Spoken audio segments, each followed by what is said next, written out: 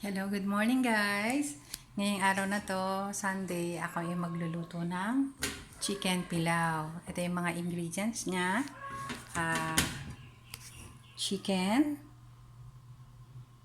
binabad ko sa calamansi and cinnamon powder. This is the cinnamon powder.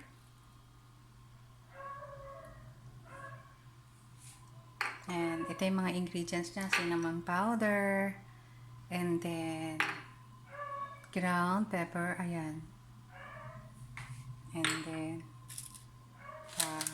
ito, important ingredient, cinnamon bar. Cinnamon bar. Ito siya, oh.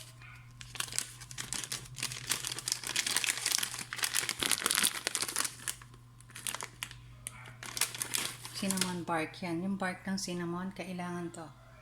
Importante itong bark ng cinnamon. Para makagawa ka ng pilaw chicken. Ito yan. Sa ano yun nabibili siya, boys? So, meron din akong cloves. Ito yung cloves. Ito yan, itsura ng cloves. Ito itsura ng cloves. Ito yung itsura ng clove. Ayan yung clove. Ayan. Ayan yung clove.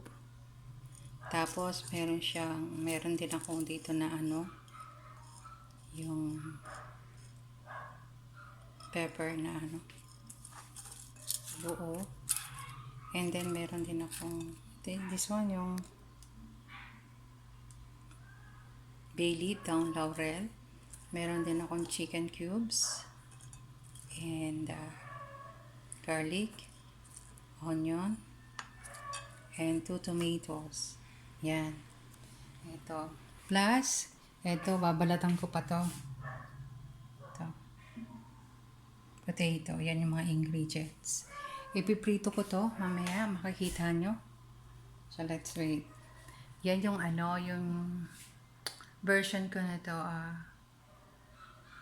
Philippine version. Kasi, hindi ko alam kung may nakalimutan pang ingredients yung nandoon ako sa Oman. Kasi hindi naman tayo complete ng ingredients dito sa Oman, sa Middle East. Ang dami nilang mga spices. Hindi ko alam kung meron akong nakulangan. So, just a while, prepare ko lang yung patatas.